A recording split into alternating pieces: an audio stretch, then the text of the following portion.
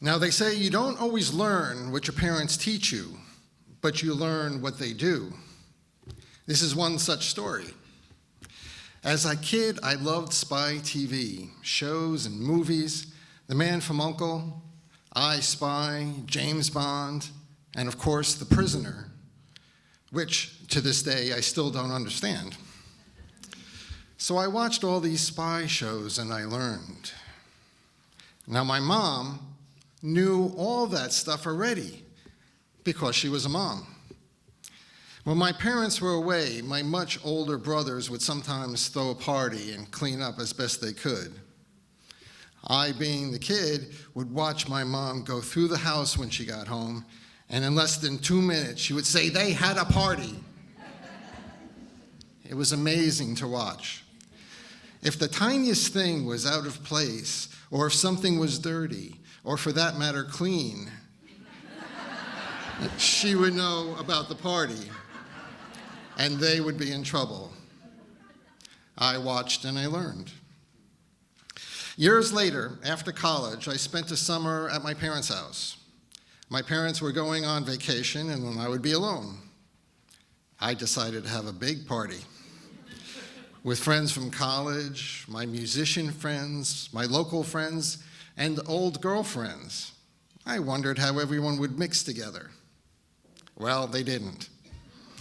The musicians were over in the corner of the living room playing on the piano with guitars that they had brought and any other instruments they could find. The college friends all stayed in the dining room talking. Everyone else had kind of spread out around the house. It was summer, so some of the party had moved outside. I went out for a minute and looked back at the house. It was rocking. I was totally soaked. As the party went on, someone asked me if I had ever done a quaalude. I said no. He said, "You have to try it. It's the best." So in a half an hour, I was passed out in the living room as the party went on around me and without me. I woke up very early in the morning and went up to bed. When I got up later and came downstairs, I was shocked and overwhelmed. What had happened? The place was a mess. Chairs scattered about, things knocked over, cigarette burns in the carpet, broken picture frames. And when I went to put the slat-back dining room chairs back where they belonged, I saw that the musicians had used 3 of them as percussion instruments, like a washboard. They had taken a knife or a stick and used it up and down the slats, like a washboard. I freaked out. I walked into the kitchen where food and wine bottles were everywhere. And at the far end of the kitchen, someone had thrown up on the floor, and it was all mixed with a lot of red wine. I was alone with all this mess. I had outdone my brothers by a mile. They never even came close to doing this much devastation. A girlfriend came over to help. She took one look and said, "We need to get out of here for a while." And I did. It was just too much to deal with. The next day, I had to finally face the mess. Surprisingly, it hadn't gotten better overnight. So I started in the kitchen, cleaned away the trash, mopped the floors 2 or 3 times, vacuumed the other rooms to find all the cigarette burns. I got down on the floor with a really sharp scissors and cut away the burnt carpet, leaving as much pile as I possibly could. I stopped and looked around. You know, it didn't look that bad. In fact, the whole house looked pretty good.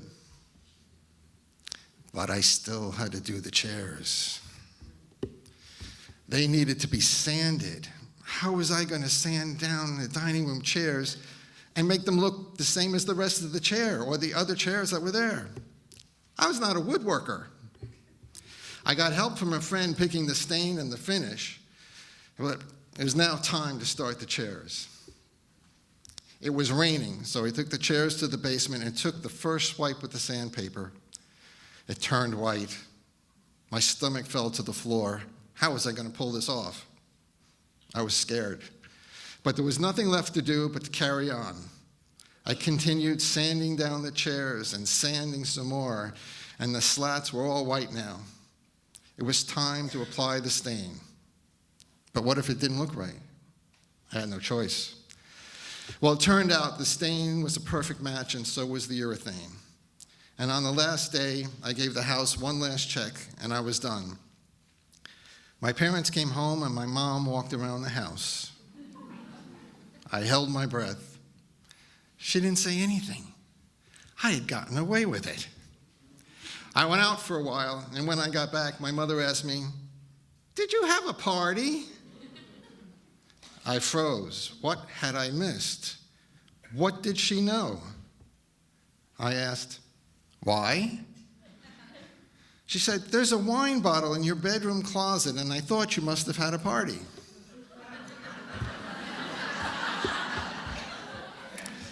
Now, the wine bottle was a gallon-sized Spanish wine with wicker all around it, and I saved it because I liked it. I said, "Oh, yeah, that. I had some friends over for dinner, and one of them brought it." I should have known better. A secret agent cannot afford to keep personal items while he's on a mission. The bottle should have gone out with the rest. About 6 months later, after Christmas dinner, with me sitting at the table, my mom turned to my dad and said, "You know, we should get these chairs redone. Some of them look better than the others." I sat there not saying anything, with a huge smile in my chest and feeling content that for the most part I had gotten away with it and that I was my mother's equal in the spy game.